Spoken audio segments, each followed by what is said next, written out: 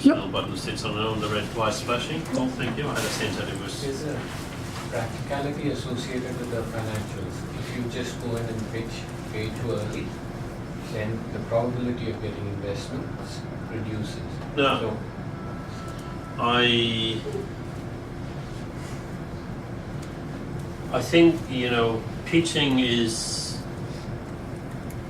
like brushing your teeth. The more you do it, the better you get at it. Right? good example. There we go. You mean like riding a Boils bike? down to- So, I've never used that brushing your teeth before.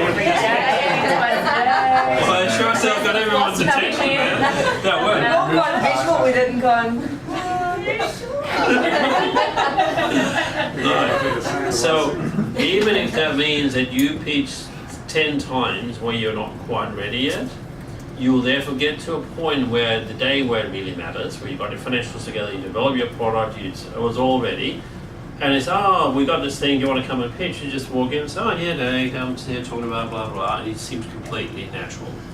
That's pitching, right? So nobody's saying no to not pitching. But when you're chasing serious investments, is there like a financial point? And I'm assuming that will change by. Depends on what you're pitching for. If you're pitching for your seed capital, well, you've got nothing to show for it. So no. Right. It depends on where you're up to, because it changes over time. And you've got to think about, even when you're running a $5 million a year business, but you now need to go and raise $5 million in additional capital, you're pitching again. And it might be 3 years into the business, you go, oh God, I'm back to this again. It doesn't stop. Presentation techniques. We're going to have a bit of fun here if we can. We'll see how this goes. So we touched on it very briefly a couple of weeks ago. It's about owning the room. So how do you own the room? Any ideas? What do you do? Yeah? Eye contact? Eye contact, okay. Anyone else? You introduce yourself. You introduce yourself? Yeah? Anything else? Your body language. Body language. How do you own the room with your body language? Well, you've got to be in control. You've got to show you're in control, and conduct yourself with a bit of authority, but natural. Yeah? You don't want to look like you're all over the place, sort of thing. Okay. Anything else? Open gestures. Yes? Anything else? Confidence. What's confidence mean to you? I mean, you seem like a fairly confident kind of person. Yeah. But what does that really mean? Confidence is just being comfortable with yourself and knowing what you're talking about. Listen to what this guy just said. Be comfortable with yourself and knowing what you're talking about. So rule number one, if you're going to go in and pitch, do not ever talk about anything you are not absolutely well versed in. You don't need to think, you shouldn't have researched this. If you spend 2 minutes researching any point on your presentation on Google, you have already failed. Because then something is freaking wrong. Like, you're supposed to be the Disney's expert on this, and you didn't know the answer? Whoa. Sat with somebody last week, and one of my questions like your pricing structure. Oh, I don't know. I don't know. You don't know what you're going to sell your own damn thing for? That's the problem. Right. The other one I had is what you wear and making sure going back to this. Yep. So I think it's people make 7 assumptions about you in the first 3 years. Mm-hmm. So let's unpack some of those assumptions. So let's unpack how you end up owning the room. So the first thing you can do, if at all possible, is you're the first person to enter this room. Right? That means you arrive before everybody else. It's a very, very important point. And if you're coming to, say, boardroom presentation or something else, arrive 15 minutes early. What will often happen is that, you can just sit in the room, not everyone's not here yet, but that's fine. And then some minion will usher you into the room and you go, right. And you cannot prepare yourself mentally, emotionally, physically to own this room, to own the place. If you go on stage in the coffee break when they're all having coffee and the room is completely empty. You walk in there and you stand up on the stage and you balance yourself and you can feel like you own the room. So what you do when you suddenly come back and there's 60 people sitting in the audience, you go back to exactly the same spot you were in before, and you will be in the same poise that you had 20 minutes earlier when it's coffee break and it's empty. Because it feels reasonably comfortable when the room is empty. It's just me in the room and all of the chairs. Hi everybody! Right, it may not feel comfortable for all of you to stand in front of 60 people, or 600, but it's rare that we pitch in front of 600 people. I don't think I've seen that yet. But I've seen people pitch in front of 100. That's a big audience. It's tough. So the other thing is, I don't know if anyone paid attention to how I move myself up here. But there's a lot of stuff in how you physically move your legs. Do not stand like this. Do not stand like this. Do not stand like this. Because what did I just do? I cut off my own energy. Dumb idea. Doesn't mean we should stand like John Wayne, right? But it's just like, so what you may have noticed if you paid attention to these kind of things is I constantly move forward, sideways, backwards. Like I'm making a square up here. So if you need to make something for emphasis, is step forward in the room. Oops. And I know I only got about 30 centimeters closer to all of you, and it doesn't seem like a lot, so if you're in a bigger stage, you might move about a meter forward. But you can really do a lot just with simple gestures like that. Okay? So say we're describing a timeline. So say in the future, we're going to do this. Where are we going? To the future direction. For your audience, not for you. Just in case it wasn't obvious, because they're all looking at you. So for most people, the future lives in a particular direction. For most people, the past lives in a different opposite direction. So those of you that have any experience with NLP or hypnosis or similar things, you would have learned that kind of stuff. And you need to use it. You are losing out if you're not using these really, really basic techniques. Because someone else would have learned it. You can look it up on YouTube, it's not hard. I've had the privilege of being taught by masters in presentation technique, but it's like, and I'm still pretty sloppy, but it's just like, there's so much to learn, there's so much to do. So to these flapping things, and I don't mean disrespectfully, but don't be an Italian, right? Don't kind of thing, because that is just too much overdrive. But use it effectively, use it as a communications tool. But be very, very mindful about how you use these, because too much of it distracts from what they really should be looking at, which is you here with me so far. Have I lost everybody yet? No? Good. So I'll put a couple of other little things up there in terms of when you come in, how does it help to own the room? So particularly going down and greeting people and having a bit of a, okay, how are you? What's your name? Okay, nice to meet you. I'll be the guy you're coming along today for the presentation. No? So what you doing? And you do that. And it may seem a little bit almost fake, and it may feel a bit uncomfortable, but it means that you now created anchor points in the audience. And I can say, hi Will. Right? And I know I'm making a little bit of fun of it here, but it really, really helps to quieten yourself down, because you've now made a couple of friends. They'll sit there with a somewhat slightly more friendly frown on their face than they did if otherwise, right? Because the rest of the what do you call it, audience might, what's this guy up there, why is he talking about that, and oh, that's boring, whatever it might be. Do you get where I'm coming from with that? To create these personal connections. It gets weirder. So this is what I call the friendlies in the audience over here. Have any of you ever presented to a large audience? A couple of you. Did you find it was easier to present to a large audience than to a small audience? Yeah, absolutely. Absolutely. Yeah. That is my experience as well. And I think most people I've ever spoken to about this have that same experience. If you stand in front of 500 people, it's just to see your faces out there, it doesn't really matter. They're kind of nondescript, but you see standing in a room in front of 10, it's like, ooh, getting a bit close there, right? Because they're about that close, and it feels really uncomfortable. Because they might ask you some question that you can't actually answer. Generally speaking, they don't. But guaranteed, if you've got 600 people in the room, how many people are going to put their hand up? 0. Question time in 600 people audience, complete silence. Nobody asks anything. Nobody. It's so rare to see, unless there's some kind of Tony Robbins conference or something like that. Nobody puts their hand up. Like in a business context, zero.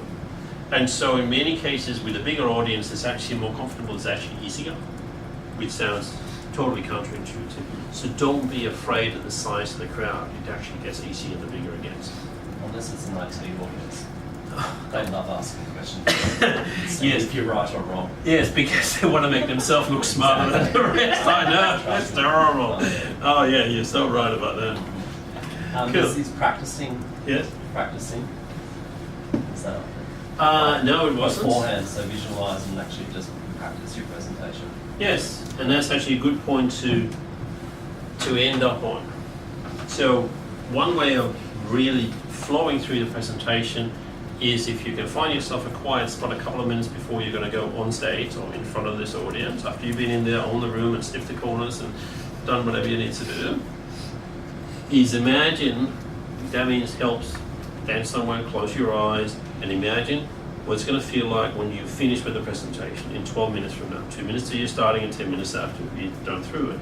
And imagine what it's going to feel like. Imagine the questions, imagine the feeling in the room, imagine the applause if you expect an applause, and then you go on.